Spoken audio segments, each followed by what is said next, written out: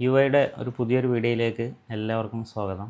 നമ്മളിന്ന് ചർച്ച ചെയ്യുന്നത് എപ്സ്റ്റീൻ ഫയൽസിനെ കുറിച്ചാണ്. ജെഫ്രി എപ്സ്റ്റീൻ്റെ പേരിൽ പുറത്തു വന്ന വളരെ വിവാദമായ ഒരുപാട് ലോക നേതാക്കളുടെ പേരുകൾ പരാമർശിക്കപ്പെട്ട ഒരു ഫയൽസ്. കഴിഞ്ഞ ദിവസം United States department of justice അതിൻ്റെ മുഴുവൻ ഫയലുകളും എപ്സ്റ്റീൻ ട്രാൻസ്പെറൻസി ആക്ട് പ്രകാരം മുഴുവൻ ഫയലുകളും പബ്ലിക്കിലേക്ക് ഔട്ട് ചെയ്തത് ആർക്കും ആക്സസ് ചെയ്യാവുന്ന രൂപത്തിൽ വെബ്സൈറ്റിൽ ഇൻ്റർനെറ്റിൽ ലഭ്യമാണ്.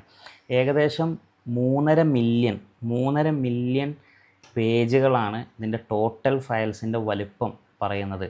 അത് 2000-ഓളം വീഡിയോകൾ അതിലടങ്ങിയിട്ടുണ്ട്. 1,80,000 ഇമേജസും എല്ലാം അടങ്ങിയ 35 ലക്ഷം പേജുള്ള ടോട്ടൽ ഫയൽസാണ് കഴിഞ്ഞ ദിവസം പുറത്തുവിട്ടത്. ഒരുപാട് ആ ഫയലുകളെല്ലാം പബ്ലിക്കിൽ പരിശോധിക്കപ്പെട്ടുകൊണ്ടിരിക്കുകയാണ്. അത് പരിശോധിക്കപ്പെടുന്തോറും പുതിയ പുതിയ പേരുകൾ പലതും പുറത്തു വന്നുകൊണ്ടിരിക്കുകയാണ്. അപ്പോൾ പല ലോക നേതാക്കളുടെയും നമ്മളെല്ലാം കേട്ടാൽ ഞെട്ടുന്ന രൂപത്തിലുള്ള ബിസിനസ് രംഗത്തുള്ള, കോർപ്പറേറ്റ് രംഗത്തുള്ള, അതേപോലെ തന്നെ പൊളിറ്റിക്കൽ രംഗത്തുള്ള രാഷ്ട്ര നേതാക്കളായ ഭരണസിരാ കേന്ദ്രങ്ങളിലിരിക്കുന്ന ഒരുപാട് ഉന്നത പദവികൾ അലങ്കരിക്കുന്ന ഒരുപാട് പേരുടെ പേരുകൾ, അതേപോലെ തന്നെ ജെഫ്രി എപ്സ്റ്റീൻ്റെ കൂടെ ഭക്ഷണം കഴിക്കുന്ന ഒരു ആഘോഷവേളകളിൽ സമയം ചെലവഴിക്കുന്ന രൂപത്തിലുള്ള ഫോട്ടോകളും വീഡിയോകളും എല്ലാം പ്രമുഖരുടേതായി പുറത്തു വന്നുകൊണ്ടിരിക്കുന്ന ഒരു അവസരത്തിലാണ് നമ്മളുള്ളത്. മാധ്യമങ്ങളെല്ലാം വലിയ രൂപത്തിൽ ആഘോഷിക്കുന്ന, കൂടുതൽ അന്വേഷണങ്ങളിലേക്ക് ചെന്നുകൊണ്ടിരിക്കുന്ന ഒരു രൂപം. അപ്പോൾ എന്താണ് സത്യത്തിൽ ഈ എപ്സ്റ്റീൻ ഫയൽസ് എന്നുള്ളതാണ് നമ്മൾ നോക്കുന്നത്. അപ്പോൾ എന്തുകൊണ്ട് ഇങ്ങനെ സംഭവിക്കുന്നു, എന്താണ് അതിനുള്ള പരിഹാരം എന്നുള്ളതാണ് നമ്മൾ ഈ വീഡിയോയിലൂടെ പരിശോധിക്കാൻ പോകുന്നത്. അപ്പോൾ അതിൽ എപ്സ്റ്റീൻ എന്നുള്ളത്, ജെഫ്രി എപ്സ്റ്റീൻ, അദ്ദേഹം US-ൽ ജനിച്ച് വളർന്ന ഒരു ഡിഗ്രി ഒന്നും ഇല്ലാതെ തന്നെ ഏതോ സ്കൂളിൽ അധ്യാപകനായി ജോലി ചെയ്തിരുന്ന, പിന്നീട് അവിടുന്ന് പുറത്താക്കപ്പെട്ട് ഒരു ഫൈനാൻഷ്യറായി ബിസിനസ് സംരംഭങ്ങളിലേക്കുള്ള ഒരു ഫൈനാൻഷ്യറായി ജോലി ചെയ്ത് വന്നിരുന്ന ഒരാളായിരുന്നു. അദ്ദേഹത്തിന് ഒരുപാട് നല്ല കണക്ഷൻസ് ഉണ്ടായിരുന്നു, നെറ്റ്വർക്ക്സ് ഉണ്ടായിരുന്നു. പക്ഷെ അദ്ദേഹം നമുക്ക് അദ്ദേഹത്തിൻ്റെ ജീവചരിത്രത്തിൽ നിന്ന് മനസ്സിലാണ് അദ്ദേഹം ഒരു പീഡോഫൈലായിരുന്നു എന്നുള്ളതാണ്. പ്രത്യേകിച്ച് ചെറിയ പെൺകുട്ടികളോട് അമിതമായ ലൈംഗികാസക്തി തോന്നുന്ന ഒരാളായിട്ടാണ് നമുക്ക് മനസ്സിലാവുന്നത്. അപ്പോൾ ഇദ്ദേഹത്തിനെതിരെ ആദ്യമായിട്ടുള്ള കംപ്ലയിൻറ്റ് വരുന്നത് 2005-ലാണ്. 2005-ൽ ഒരു 14 വയസ്സുള്ള പെൺകുട്ടിയുടെ മാതാപിതാക്കൾ ഇദ്ദേഹത്തിനെതിരെ ഒരു കംപ്ലയിൻറ്റ് ഫയൽ ചെയ്യുന്നു. ആ കംപ്ലയിൻറ്റ് ആ പെൺകുട്ടിയെ ലൈംഗികമായി ദുരുപയോഗം ചെയ്തു എന്നുള്ളതാണ്. അപ്പോൾ പോലീസ് ഈ അന്വേഷണവുമായി ബന്ധപ്പെട്ട് ഇദ്ദേഹത്തിൻ്റെ വസതിയിൽ അന്വേഷിക്കാൻ പോകുന്ന സമയത്ത് ധാരാളം പെൺകുട്ടികളുടെ ഫോട്ടോകൾ ഇദ്ദേഹത്തിൻ്റെ വീട്ടിൽ നിന്ന് കണ്ടെത്തുകയുണ്ടായി. അതിൽ പലതും അണ്ടർ ഏജ്ഡാണ്, അഥവാ ചെറിയ പെൺകുട്ടികളാണ്, ലീഗലി 18 വയസ്സാവാത്ത കുട്ടികളാണ്.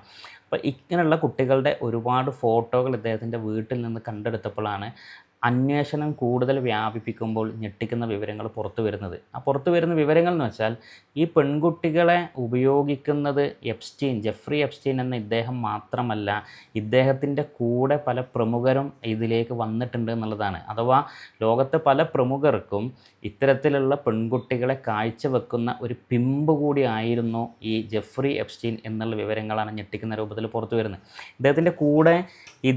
ഇദ്ദേഹത്തിൻ്റെ കൂടെ തന്നെ ഉണ്ടായിരുന്ന ഇദ്ദേഹത്തിൻ്റെ പെൺസുഹൃത്തായ മാക്സ്വെല് ഇദ്ദേഹത്തിൻ്റെ കൂടെ പ്രത്യേകിച്ച് ചെറിയ പെൺകുട്ടികളെ റിക്രൂട്ട് ചെയ്യാനടക്കം ഇദ്ദേഹത്തെ സഹായിച്ചിരുന്ന ഒരാളായിരുന്നു നമുക്ക് കാണാം. ഇവർ രണ്ടുപേരും വിചാരണ ചെയ്തപ്പെട്ടു. ആദ്യം കുറച്ചു കാലം ജയിലിൽ കിടന്നു, പിന്നെ പുറത്തിറങ്ങി, വീണ്ടും വിചാരണയുടെ ഭാഗമായിട്ട് ഇദ്ദേഹം വീണ്ടും ജയിലിൽ അടക്കപ്പെട്ടു. ഇദ്ദേഹത്തിൻ്റെ പെൺസുഹൃത്തും ഇതേപോലെ തന്നെ ജയിലിൽ അടക്കപ്പെട്ടു. ആ പെൺസുഹൃത്ത് ഏകദേശം 20 വർഷം ജയിലിൽ അടക്കപ്പെട്ട് ഇപ്പോഴും ജയിലിലാണ്. അതേസമയം ജയിലിൽ വെച്ച് 2019 ഒരു ദുരൂഹ സാഹചര്യത്തിൽ ഇദ്ദേഹം കഴുത്തിൽ പാടുകളൊക്കെ ആയിട്ട് പെട്ടെന്ന് ഒരു ആക്രമിക്കപ്പെട്ട രൂപത്തിലോ എന്തോ അപകടം പറ്റിയ രൂപത്തിൽ ഇദ്ദേഹത്തെ കാണുകയും പിന്നീട് ഇദ്ദേഹം മരണപ്പെടുകയും, ജയിലിൽ വെച്ച് ദുരൂഹ സാഹചര്യത്തിൽ മരണപ്പെടുകയാണ് ഉണ്ടായത്. പക്ഷേ ഇദ്ദേഹം മരണപ്പെട്ടതിന് ശേഷവും ഇദ്ദേഹവുമായി ബന്ധപ്പെട്ട ഫയലുകളുടെ അന്വേഷണങ്ങൾ നടക്കുകയും ഇടയ്ക്കിടയ്ക്ക് ഓരോന്ന് പുറത്തു വരികയും അത് മുഴുവനായിട്ട് പുറത്തു വിടണം എന്നുള്ള ശക്തമായ ആവശ്യങ്ങൾ വരികയും അങ്ങനെയാണ് ഇപ്പോൾ റീസെൻ്റ്ലി ഏകദേശം 35 ലക്ഷം പേജുള്ള ഫയലുകൾ മുഴുവൻ പുറത്തു വിട്ടിട്ടുള്ളത്. അപ്പോൾ നമ്മൾ കേട്ടാൽ ഞെട്ടുന്ന രൂപത്തിലുള്ള ബിൽ ഗേറ്റ്സിൻ്റെ പേരുകൾ, ഇലോൺ മസ്കിൻ്റെ പേര്, അതേപോലെ തന്നെ മുൻ അമേരിക്കൻ പ്രസിഡൻ്റായ ബിൽ ക്ലിൻ്റൻ്റെ പേര് അടങ്ങിയിട്ടുണ്ട്. അതേപോലെ ഡൊണാൾഡ് ട്രംപിൻ്റെ പേരുകൾ വന്നിട്ടുണ്ട്. ഇന്ത്യൻ പ്രധാനമന്ത്രി നരേന്ദ്രമോദിയുടെ പേരുകളടക്കം വന്നിട്ടുണ്ട് എന്നുള്ള ആർഗ്യുമെൻറ്റ്സ്, അലിഗേഷൻസ് എല്ലാം ഇതിൻ്റെ ഇടയിൽ വരുന്നുണ്ട്. അപ്പോൾ ഇങ്ങനെ ഇവരുടെയൊക്കെ പേരുകളുണ്ട്. ഈവൻ ബിൽ ഗേറ്റ്സിന് റഷ്യൻ പെൺകുട്ടികളുടെ അടുത്ത് നിന്ന് HIV ബാധ ഏറ്റു എന്നുള്ള വരെയുള്ള വിവരങ്ങളടക്കം പല രൂപത്തിൽ പുറത്തു വരുന്ന നമ്മൾ കാണുന്നുണ്ട്. അപ്പോൾ ഇതെല്ലാം ഇദ്ദേഹത്തിൻ്റെ ഒട്ടുമിക്കതും ഇദ്ദേഹം അയച്ചതും ഇദ്ദേഹത്തിന് ലഭിച്ചതുമായ ഇമെയിലുകളുടെ കോപ്പികളെല്ലാം ഇന്ന് ലഭ്യമാണ്. അതിൽ ഫോട്ടോസ് അടങ്ങിയതുണ്ട്, എല്ലാം ഉണ്ട്. അപ്പോൾ ഇദ്ദേഹത്തിൻ്റെ ഒരു ദ്വീപുണ്ട്, ഒരു എപ്സ്റ്റീൻ ഐലൻഡ് എന്നാണ് അറിയപ്പെടുക, പക്ഷേ ലിറ്റിൽ സെയിൻറ്റ് ജെയിംസ് എന്നാണ് അതിൻ്റെ യഥാർത്ഥ പേര്. ഈ ലിറ്റിൽ സെയിൻറ്റ് ജെയിംസ് ഐലൻഡിൽ അതൊരു പ്രൈവറ്റ് ഐലൻഡാണ്. അവിടെ വെച്ചിട്ടാണ് ഇത്തരത്തിലുള്ള ഒരുപാട് സംഗതികൾ നടക്കുന്നതെന്നുള്ളത്. അദ്ദേഹം ചെയ്യുന്നത് എന്താണെന്ന് വെച്ചാൽ ചെറിയ പെൺകുട്ടികളെ പിന്നെ പല രൂപത്തിൽ അവരെ പിന്നെ പണം കൊടുത്തും അല്ലെങ്കിൽ പലതും ഓഫർ ചെയ്തും റിക്രൂട്ട് ചെയ്യുകയും റിക്രൂട്ട് ചെയ്യുന്നത് മസാജിന് വേണ്ടിയിട്ടാണ്, ബോഡി മസാജിന് വേണ്ടിയിട്ട്. ആ ബോഡി മസാജിന് വേണ്ടി കൊണ്ടുപോകുന്ന സമയത്ത് എപ്സ്റ്റീൻ തന്നെ ഇപ്പോൾ പിന്നെ ഈ ഗ്രാൻഡ് ജൂറി US-ലെ ഈ പിന്നെ ന്യൂയോർക്കിലെ ഗ്രാൻഡ് ജൂറി പുറത്ത് വിട്ട ഇദ്ദേഹത്തിൻ്റെ ചാർജ് ഷീറ്റിൽ ഇങ്ങനെ വായിച്ചാൽ നമുക്ക് കാണാം ഇദ്ദേഹം ചെയ്യുന്ന പ്രവർത്തികൾ. പെൺകുട്ടികളെ റിക്രൂട്ട് ചെയ്തിട്ട് ഇദ്ദേഹത്തിന് തന്നെ ന്യൂഡായിട്ടോ സെമി ന്യൂഡായിട്ടോ ഇദ്ദേഹം മസാജ് ചെയ്യിക്കുകയും അതിലൂടെയുള്ളൊരു സെക്ഷൽ സാറ്റിസ്ഫാക്ഷനിലേക്ക് എത്തുകയും ഇവർക്ക് എന്തെങ്കിലും പൈസ കൊടുക്കുകയും പിന്നെ അവരുടെ കൂട്ടുകാരികളെ ഇങ്ങോട്ട് റിക്രൂട്ട് ചെയ്ത് കൊണ്ടുവരാൻ വേണ്ടി അങ്ങനെ കൊണ്ടുവരുന്നവർക്ക് പ്രത്യേകം പണം ഓഫർ ചെയ്യുകയും ചെയ്യുന്ന രീതിയാണ്. ഇങ്ങനെ ഈ കുട്ടികളെ കൊണ്ടുവരികയും അത് പല ആളുകൾക്ക് പല പ്രമുഖർക്കായിട്ട് കാഴ്ചവെക്കുകയും ചെയ്യുന്ന പിന്നെ രൂപത്തിലാണ് ഈ ഫയലുകളെല്ലാം പുറത്തു വന്നിട്ടുള്ളത്. അപ്പോൾ ഇത്രയും വലിയൊരു ട്രാഫിക്കിംഗ് ആണ് ഏകദേശം 2 പതിറ്റാണ്ടോളം കാലം അവിടെ നടന്നിട്ടുള്ളത്, പല പ്രമുഖരും ഉൾപ്പെടുന്ന രൂപത്തിൽ. അപ്പോൾ എന്തുകൊണ്ട് ഇങ്ങനെ സംഭവിക്കുന്നു എന്നുള്ളത്, അപ്പോൾ പിന്നെ എപ്സ്റ്റീൻ ഫയൽസിലെ ടോട്ടൽ ഫയൽസ് നോക്കുമ്പോൾ അതിൽ കേരളത്തെക്കുറിച്ച് പരാമർശിക്കുന്ന 16ഓളം ഫയലുകൾ നമുക്ക് കാണാൻ കഴിയും. അതിലൊരു ഫയല് ഒരു ഫയല് മാർക്ക് സക്കർബർഗിന് അയക്കുന്ന എന്തോ പിന്നെ വടകരയിലെ ബീച്ചിൽ പിന്നെ മീൻ പിടിക്കാൻ പോകുന്ന മീൻകാരെ കുറിച്ച് പറയുന്ന മാർക്ക് സക്കർബർഗിന് എപ്സ്റ്റീൻ അയക്കുന്ന ഒരു ഫയലൊക്കെ ഉണ്ട്, എന്തോ ബിസിനസ്സുമായി ബന്ധപ്പെട്ട ഫയലുകളാണ്. പക്ഷേ നമ്മൾ അതിൽ വേറൊന്ന് കാണുമ്പോൾ പിന്നെ UK-യിലെ പാർലമെൻറ്റിൽ ടോണി ബ്ലെയർ മന്ത്രിസഭയിലെല്ലാം MP ആയിരുന്ന പിന്നെ പീറ്റർ മാൻഡേഴ്സണുമായിട്ട് ജെഫ്രി പിന്നെ എപ്സ്റ്റീൻ അയക്കുന്ന ഒരു ഫയലുണ്ട്. അപ്പോൾ പീറ്റർ മാൻഡേഴ്സൺ എപ്സ്റ്റീനോട് പറയാണ് പിന്നെ ഐ ഹാഡ് 2009 ഡിസംബർ 18 അയച്ച പിന്നെ ഒരു മെയിലിൽ നമുക്ക് കാണാം, had A very good Kerala massage will call. അപ്പോൾ ജെഫ്രി എപ്സ്റ്റീൻ തിരിച്ച് ചോദിക്കുന്നുണ്ട് ഫീൽ ബെറ്റർ, ഒരു ക്വസ്റ്റ്യൻ മാർക്ക് ഇട്ടിട്ട് ചോദിക്കുന്നുണ്ട്. അപ്പോൾ പിന്നെ ഒരു പക്ഷേ കേരളത്തിൽ നിന്നുള്ള പെൺകുട്ടികൾ വരെ ഇതിൽ ഉൾപ്പെട്ടിരിക്കാം എന്ന് വേണം നമ്മൾ ഇത്തരം ഈ ഫയലുകൾ നോക്കുമ്പോൾ നമ്മൾ അനുമാനിക്കാൻ. അപ്പോൾ ഈ രൂപത്തിൽ വളരെ വ്യാപകമായി പിന്നെ പെൺകുട്ടികളെ റിക്രൂട്ട് ചെയ്യുകയും അല്ലെങ്കിൽ സ്ത്രീകളെ റിക്രൂട്ട് ചെയ്യുകയും എന്നിട്ട് ലോകത്തുള്ള ആളുകൾക്ക് ഒരു സെക്ഷൽ ട്രാഫിക്കിംഗ് എന്ന രൂപത്തിൽ ഒരു പിമ്പിൻ്റെ പണി ചെയ്തുകൊണ്ടിരുന്ന ഏകദേശം 2 പതിറ്റാണ്ടോളം പിന്നെ മുഴുവൻ ഒത്താശയോടും കൂടി ചെയ്തുകൊണ്ടിരുന്ന ഒരു പണിയാണ് നമ്മൾ ഇതിൽ എപ്സ്റ്റീൻ ഫയൽസ് എന്ന ടോട്ടൽ സംഗതിയിൽ നമ്മൾക്ക് കാണാൻ കഴിയുക.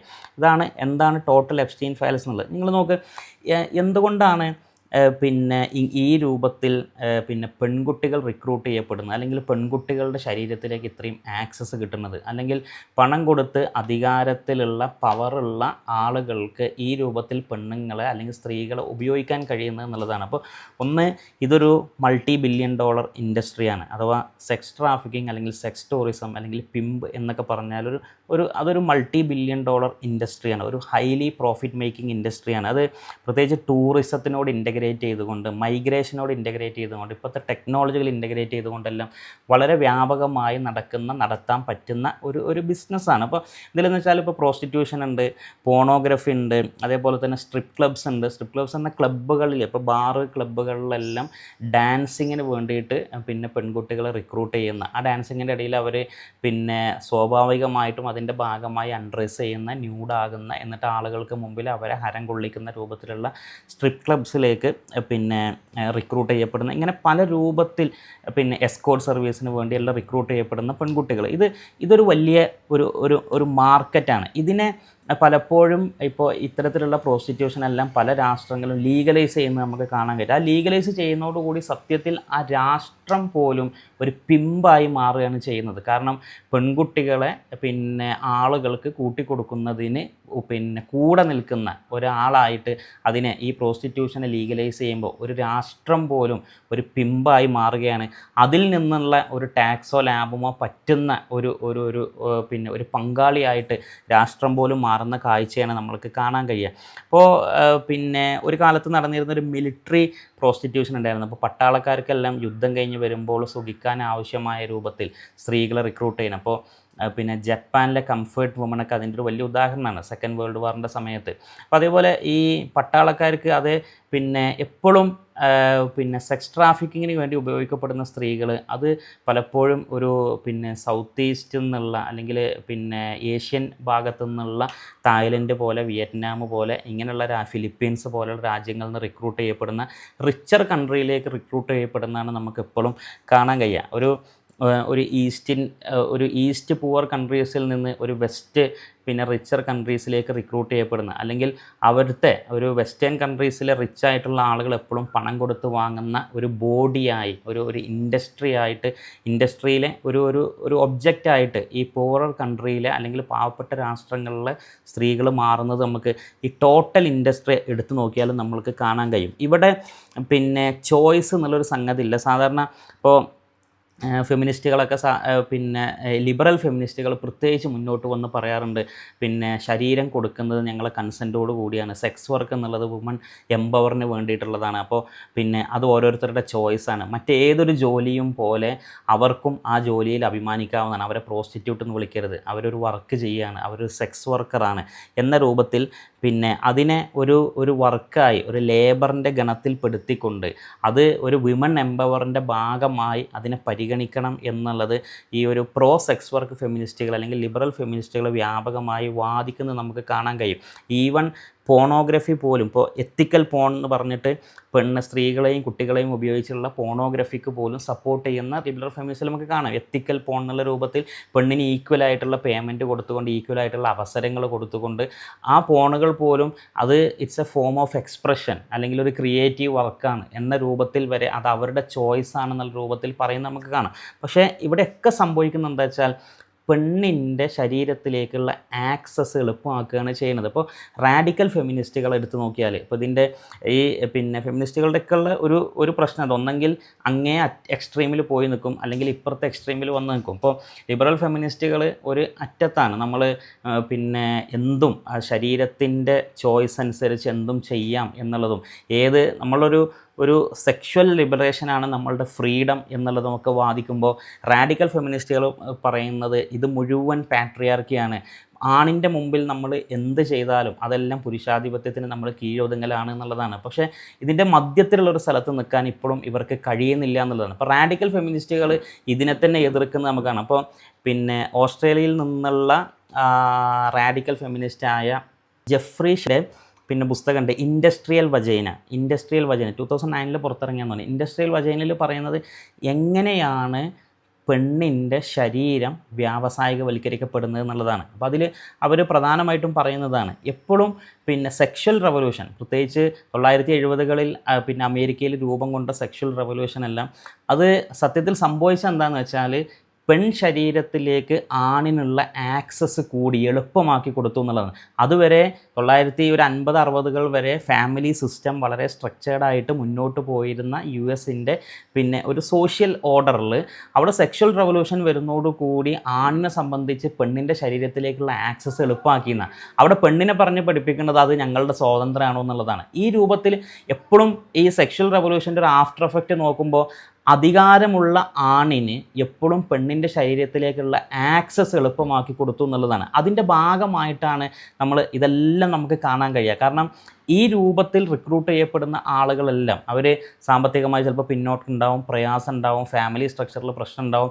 ഇങ്ങനെയുള്ളവരെ പ്രത്യേകം നോക്കിയിട്ട് തന്നെയാണ് ഇത്തരത്തിൽ പിന്നെ ഇവർ ഈ ട്രാഫിക്കിങ്ങിലേക്ക് ഉപയോഗിക്കുന്നത് എന്നുള്ളത് നമുക്ക് കാണാൻ കഴിയും. അപ്പോൾ ഈ സെക്ഷൽ റവല്യൂഷൻ സത്യത്തിൽ പെണ്ണിൻ്റെ ശരീരത്തിലേക്കുള്ള ആക്സസ് കൂട്ടി പെണ്ണിനോട് പറഞ്ഞു ഇതെല്ലാം എംപവർമെൻ്റ് ആണ്, ഇതിലൂടെയാണ് നമ്മളുടെ പിന്നെ വുമൺ ലിബറേഷൻ, പെണ്ണിൻ്റെ വിമോചനം കിടക്കുന്നത് ശരീരത്തിൻ്റെ എക്സ്പ്രഷനിലൂടെയാണ്, ലൈംഗികമായ സ്വാതന്ത്ര്യത്തിലൂടെ, ഉദാര ലൈംഗികതയിലൂടെയാണെന്നൊക്കെ പറഞ്ഞ് നമുക്ക് കാണാം. ഇപ്പോൾ ഈവ് എൻസിലറെ പോലെയുള്ള വജൈന മോണോലോഗുകൾ, ലോകത്ത് മുഴുവൻ വജൈന മോണോലോഗ് എന്നുള്ള ഷോ നടത്തിക്കൊണ്ട് പിന്നെ പെണ്ണിൻ്റെ വിമോചനം സ്വന്തം വജൈനയെ സ്വതന്ത്രമാക്കുന്നതിലൂടെയാണ്, അതിൻ്റെ പിന്നെ ഇഷ്ടാനുസരണമുള്ള പ്രവർത്തനങ്ങളിലൂടെയാണെന്ന് പറഞ്ഞിട്ട് മോണോലോഗുകൾ ഏകാന്ത നാടകങ്ങൾ അവതരിപ്പിക്കുന്ന ഒരു സ്ത്രീയുണ്ട്. ഇവിടെ കേരളത്തിലടക്കം വന്ന് ഇവിടുത്തെ ഫെമിനിസ്റ്റുകളൊക്കെ കണ്ട് ചർച്ച നടത്തിയ ഒരാളാണ്. അപ്പോൾ ഈ രൂപത്തിലാണ് പിന്നെ ഇവരുടെ ലിബറേഷനും എംപവർമെൻറ്റും നടക്കുന്നത്. പക്ഷേ സത്യത്തിൽ ഇതെല്ലാം ഒരു തരം പാട്രിയാർക്കിക്ക് അടിമപ്പെടുന്നതാണെന്നുള്ളത് നമുക്ക് മനസ്സിലാവും. അതും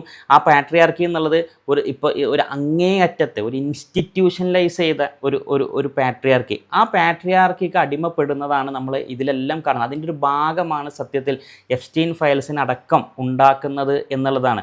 അതുകൊണ്ട് വെസ്റ്റേൺ കൺട്രീസിൽ അല്ലെങ്കിൽ വെസ്റ്റേൺ മോഡൽസ് എന്ന് പറഞ്ഞാൽ എപ്പോഴും ലിബറേഷൻ ത്രൂ റിജക്ഷൻ ഓഫ് സ്ട്രക്ചറാണ്. അപ്പോൾ എന്ത് സ്ട്രക്ചറിനെയും അതിനെ അവഗണിക്കുക, അതിനെ റദ്ദാക്കുക, അതിനെ തീരെ ഉൾക്കൊള്ളാതിരിക്കുക, ആ സ്ട്രക്ചറുകളെല്ലാം ഞങ്ങളുടെ സ്വാതന്ത്ര്യത്തിന് തടസ്സമാണ് എന്ന് പറഞ്ഞുകൊണ്ട് സ്വതന്ത്രമായി സ്വന്തം ശരീരത്തെ വിഹരിക്കാൻ അനുഭവിക്കുന്ന രൂപത്തിൽ അതാണ് സ്വാതന്ത്ര്യം എന്ന രൂപത്തിലാണ് സ്ത്രീകളെ മുഴുവൻ പറഞ്ഞു വെക്കുന്നത്. അപ്പോൾ ആ സ്ട്രക്ചർ ഇല്ലാതാകുന്നത് കൊണ്ടാണ് സത്യത്തിൽ സ്ത്രീകൾ ഈ രൂപത്തിൽ ചൂഷണം ചെയ്യപ്പെടുന്നത് എന്നുള്ളതാണ്. ഇസ്ലാം മുന്നോട്ട് വെക്കുന്നത് ഒരു ബാലൻസ്ഡ് സ്ട്രക്ചറാണ്. ആ ബാലൻസ്ഡ് സ്ട്രക്ചർ എന്നുള്ളത് അവിടെ കുടുംബം എന്നുള്ള ശക്തമായ ഒരു സോഷ്യൽ ഇൻസ്റ്റിറ്റ്യൂഷൻ ഉണ്ട്. ആ സോഷ്യൽ ഇൻസ്റ്റിറ്റ്യൂഷൻ്റെ അകത്ത് അവിടെ കൃത്യമായ റെസ്പോൺസിബിലിറ്റിയും റൈറ്റ്സും വെച്ചിട്ടുള്ള ആളുകളുടെ ഒരു മ്യൂച്വൽ റെസ്പോൺസിബിലിറ്റിയിലുള്ള ഒരു സ്ട്രക്ചർ അവിടെ ഉണ്ട്. ആ ബാലൻസ്ഡ് സ്ട്രക്ചർ, ആ സ്ട്രക്ചറിൻ്റെ ഉള്ളിൽ എപ്പോഴും സ്ത്രീകളും കുട്ടികളും സേഫ് ആയിരിക്കും എന്നുള്ളതാണ്. അതിൽ നിന്ന് എപ്പോഴൊക്കെ നമ്മൾ പുറത്ത് കിടക്കാൻ ശ്രമിക്കുന്നോ അവിടെ പാട്രിയാർക്കി നമ്മളെ ചൂഷണം ചെയ്യും എന്നുള്ള ആ ചൂഷണം ചെയ്യുന്നതാണ് നമ്മൾ ഈ കാണുന്നത്. അപ്പോൾ ഈ രൂപത്തിൽ കുട്ടികളെ അടക്കം ചൂഷണം ചെയ്യുന്ന ഒരു സംഗതി നമ്മൾ ഇപ്പോൾ ഇവിടെ കണ്ടുകൊണ്ടിരിക്കുന്നത് തന്നെ. അപ്പോൾ പ്രോസ്റ്റിറ്റ്യൂഷനിലേക്ക് കൊണ്ടുപോകുമ്പോൾ ഈ സ്ത്രീകളെല്ലാം ഒരിക്കലും സ്വന്തം ഇഷ്ടപ്രകാരം ആയിരിക്കില്ല. അപ്പോൾ നമ്മൾ പ്രോസ്റ്റിറ്റ്യൂഷനിൽ കൺസെൻറ്റ് ഉണ്ട് എന്ന് എപ്പോഴും പറയും. ഇപ്പോൾ നമുക്ക് പറയാം, ഇപ്പോൾ എപ്സ്റ്റീൻ ഫയൽസിൽ പെട്ട പെൺകുട്ടികൾ, സ്ത്രീകൾ മുഴുവൻ, അത് മൈനറാകട്ടെ അല്ലെങ്കിൽ മേജറാകട്ടെ, അല്ലെങ്കിൽ മൈനറിനെ നമ്മൾ ഒഴിവാക്കിയാലും പ്രായപൂർത്തിയായ സ്ത്രീകളാണെങ്കിൽ പോലും അത് അവരുടെ കൺസെൻറ്റോട് കൂടിയാണ്, അവരുടെ ഇഷ്ടത്തോടു കൂടിയാണെന്നുള്ള ലിബറൽ ഫെമിനിസ്റ്റുകൾക്ക് പറയാം. പക്ഷേ പ്രോസ്റ്റിറ്റ്യൂഷനും ഇതും തമ്മിലുള്ള വ്യത്യാസം, പ്രോസ്റ്റിറ്റ്യൂഷനും റേപ്പും തമ്മിലുള്ള വ്യത്യാസം നോക്കിയാലും രണ്ടിലും ഒരുപോലെ വരുന്ന സംഗതിയാണ്. സത്യത്തിൽ രണ്ടിലും കൺസെൻ്റ് ഇല്ല. കാരണം രണ്ടിലും ഒന്നിൽ കൺസെൻ്റ് ഇല്ല എന്ന് പറയുമ്പോഴും ഫോഴ്സ്ഡായിട്ട് സെക്ഷൽ വർക്കിലേക്ക് കൊണ്ടുപോകാണ് റേപ്പ് എന്നുള്ളത്. ഈ പ്രോസ്റ്റിറ്റ്യൂഷൻ എന്നുള്ളതും സത്യത്തിൽ ഒരു എക്സ്റ്റേണൽ ഫാക്ടറിൻ്റെ ഫോഴ്സോട് കൂടി ഒരു പെണ്ണിനെ ഒരു സെക്ഷൽ എൻകൗണ്ടറിലേക്ക് കൊണ്ടുപോകുന്നതാണ്. അവിടെ നേർക്കുനേരെ നമുക്ക് എന്തെങ്കിലും ഫോഴ്സ് കാണുന്നില്ലെങ്കിലും ഏതെങ്കിലും തരത്തിലുള്ള എക്സ്റ്റേണൽ ഫോഴ്സ്, അത് ചിലപ്പോൾ അവരുടെ ദാരിദ്ര്യമാവാം, സാമ്പത്തികമായ പിന്നോക്കമാവാം, ബ്ലാക്ക് മെയിലിംഗ് ആവാം, എന്തും ആവാം, അത് വെച്ചിട്ട് അവരെ ഫോഴ്സ്ഫുള്ളി ഒരു കൺസെൻറ്റിലേക്ക് കൊണ്ടുപോകുന്നതാണ് നമുക്ക് കാണുക. രണ്ടിലും, റേപ്പിലാണെങ്കിലും പ്രോസ്റ്റിറ്റ്യൂഷനിലാണെങ്കിലും രണ്ടിലും പെണ്ണിന് പ്ലഷറില്ല, വൺ സൈഡ് പ്ലഷർ മാത്രമേ ഉള്ളൂ. അവിടെ പെണ്ണൊരിക്കലും അതിൻ്റെ പ്ലഷർ അനുഭവിക്കുന്നില്ല. അപ്പോൾ ഇതിൻ്റെ ഒരു ഫ്ലോ നമുക്ക് നോക്കിയാൽ മനസ്സിലാവും. ഇപ്പോൾ ടോട്ടൽ ഈ രൂപത്തിൽ സെക്ഷൽ ട്രാഫിക്കിങ് നടക്കുന്നതിൽ ഇതിൻ്റെ ഒരു ടോട്ടൽ ഫ്ലോ, ഇതിൻ്റെ ഒരു ബോഡി ഫ്ലോ എന്നുള്ളത്, ഇപ്പോൾ സെക്ഷൽ ട്രാഫിക്കിങ് നടക്കുമ്പോഴുള്ള ബോഡി ഫ്ലോ എപ്പോഴും പുവറിൽ നിന്ന് റിച്ചിലേക്കായിരിക്കും. പെണ്ണിൻ്റെ ശരീരം പാവപ്പെട്ടവരിൽ നിന്നുള്ള പെണ്ണിൻ്റെ ശരീരം പണക്കാരായ ആണുങ്ങളുടെ അടുത്തേക്ക് ഒരു ഫ്ലോയിൽ ഒഴുകുന്നതാണ് നമുക്ക് സെക്ഷൽ ട്രാഫിക്കിങ്ങിൽ കാണുക. ഇതിൻ്റെ മണി ഫ്ലോ എന്നുള്ളത് എപ്പോഴും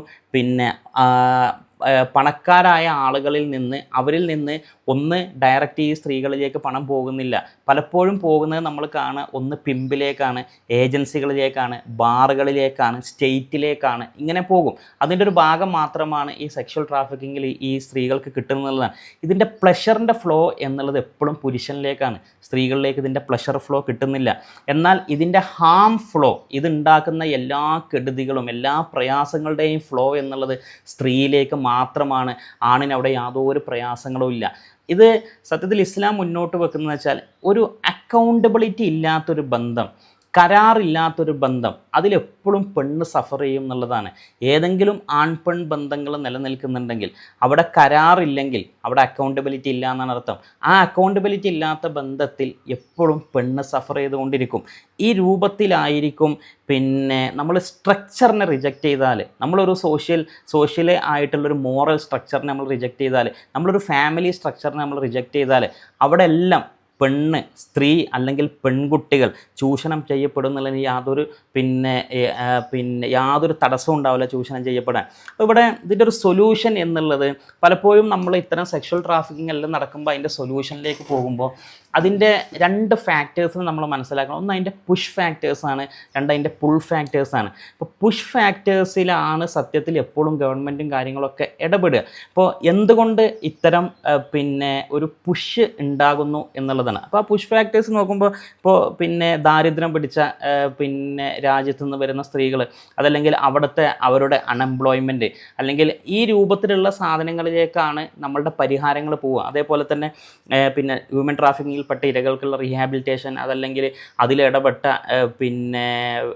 അതിലിടപെട്ട ക്രിമിനൽസിനുള്ള അവരെ ശിക്ഷിക്കൽ, ഇങ്ങനെയുള്ള ഇതെല്ലാം പോകും. പക്ഷേ ഇതിൻ്റെ ഒരു പുൾ ഫാക്ടർ ഉണ്ട്. ആ പുൾ ഫാക്ടർ എന്നുള്ളത് സെക്സിന് വേണ്ടിയിട്ടുള്ളൊരു ഡിമാൻഡാണ്. ആ ഡിമാൻഡ് എപ്പോഴും പുരുഷൻ്റെ അടുത്താണ്.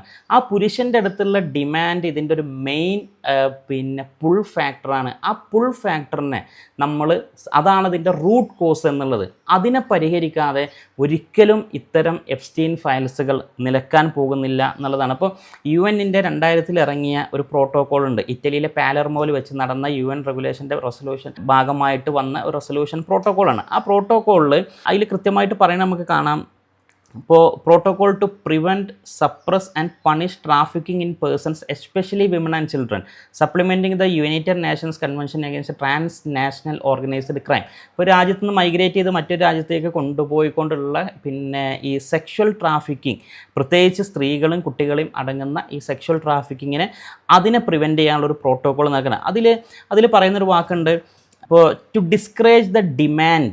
അപ്പോൾ ആ ഡിമാൻഡിനെ നമ്മൾ ഡിസ്കറേജ് ചെയ്യണം കൃത്യമായിട്ട് പറയണം. To discourage the demand that fosters all forms of exploitation of persons especially women and children that leads to trafficking. അപ്പോൾ ഇത്തരം ട്രാഫിക്കിങ്ങിലേക്ക് പ്രത്യേകിച്ച് സ്ത്രീകളെയും കുട്ടികളെയും കടത്തുന്ന അതിൻ്റെ ഡിമാൻഡുകളെ ഡിസ്കറേജ് ചെയ്യണം. എന്താണ് ആ ഡിമാൻഡ്? ആ ഡിമാൻഡ് പുരുഷൻ്റെ ലൈംഗിക താല്പര്യമാണ്. ആ പുരുഷൻ്റെ ലൈംഗിക താല്പര്യം എന്നുള്ളത് സ്ത്രീകളോട് അത് കാഴ്ചയിലൂടെ ഉണ്ടാകുന്നതാണ്. ആ കാഴ്ചയിലൂടെ ഉണ്ടാകുന്നതിനെ ട്രിഗർ ചെയ്യുന്ന രൂപത്തിൽ അതിനെപ്പോഴും നമ്മൾ അതിനെ സ്നിഗ്ധമാക്കുന്ന രൂപത്തിലുള്ള ഒരു മാർക്കറ്റിംഗ് കൾച്ചറാണ്, ഒരു സോഷ്യൽ ഓർഡറാണ് നമുക്കുള്ളത്. അവിടെ സ്ത്രീ യഥേഷ്ടം സഞ്ചരിക്കുമ്പോൾ, സ്ത്രീകൾ ഇഷ്ടമുള്ള വസ്ത്രങ്ങൾ ധരിക്കുമ്പോൾ, ആ ആൺ പെൺ മിക്സിങ് ഒരു മറയുമില്ലാതെ നടന്നുകൊണ്ടിരിക്കുമ്പോൾ, ക്ലബ്ബുകളിലേക്ക് ആളുകൾ ഒഴുകിക്കൊണ്ടിരിക്കുമ്പോൾ, ഇങ്ങനെ ഉള്ള സംഗതി, സോഷ്യൽ ഓർഡറുള്ള എല്ലാ സംഗതികളും ഈ ഡിമാൻഡിനെ എൻകറേജ് ചെയ്യുകയാണ് ചെയ്യുന്നത്. ആ ഡിമാൻഡിനെ എൻകറേജ് ചെയ്യും തോറും ഇത്തരം ഫയൽസുകൾ ഉണ്ടായിക്കൊണ്ടേയിരിക്കും എന്നുള്ളത് നമ്മൾ മനസ്സിലാക്കേണ്ടത്. അവിടെ നമ്മൾ ശ്രദ്ധിക്കേണ്ടത് ഇസ്ലാമിൻ്റെ കൃത്യമായ നിർദ്ദേശങ്ങളാണ്.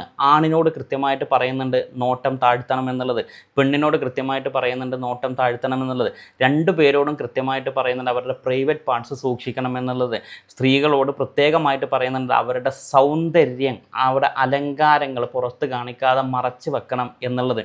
ഇതൊരു കൃത്യമായ നിർദ്ദേശമാണ്. അതേപോലെ തന്നെ ഖുർആനിൽ നമുക്ക് പറയുന്നതാണ്, നിങ്ങളോട് നിങ്ങളുടെ മൂടുപടം ശരീരത്തിൻ്റെ മുകളിലൂടെ താഴ്ത്തിയിടാൻ പറഞ്ഞുകൊണ്ട് പറയുന്ന ഭാഗത്ത് സാലിക അദ്ന അൻ യുറഫ്ന ഫലാ യുദൈന, അഥവാ അത് അവർ തിരിച്ചറിയപ്പെടാനും അവർ ആക്രമിക്കപ്പെടാതിരിക്കാനും അവർ ഏതെങ്കിലും തരത്തിൽ ചൂഷണം ചെയ്യപ്പെടാതിരിക്കാൻ, ഉപദ്രവിക്കപ്പെടാതിരിക്കാൻ, ശല്യം ചെയ്യപ്പെടാതിരിക്കാൻ, അവർ ഒരു നല്ല സ്ത്രീയാണെന്നുള്ള ഒരു ഐഡൻറ്റിറ്റിയിൽ അവർ തിരിച്ചറിയാൻ എല്ലാം നല്ലത് ആ രൂപത്തിൽ ശരീരം മുഴുവൻ മറച്ചുകൊണ്ടുള്ളൊരു വസ്ത്രധാരണമാണ്. കാരണം ആ ശരീരത്തിൻ്റെ സ്ട്രക്ചറിലേക്ക് ഒരു പുരുഷൻ്റെ കണ്ണ് വരുമ്പോൾ അവൻ്റെ ഉള്ളിൽ ഈ ഡിമാൻഡ് ക്രിയേറ്റ് ചെയ്യപ്പെടും. ആ ഡിമാൻഡിനെ ഡിസ്കറേജ് ചെയ്യണം എന്നുള്ളതാണ് UN-ലെ പ്രോട്ടോക്കോളിൽ അടക്കം പറഞ്ഞത്. എന്തിന്?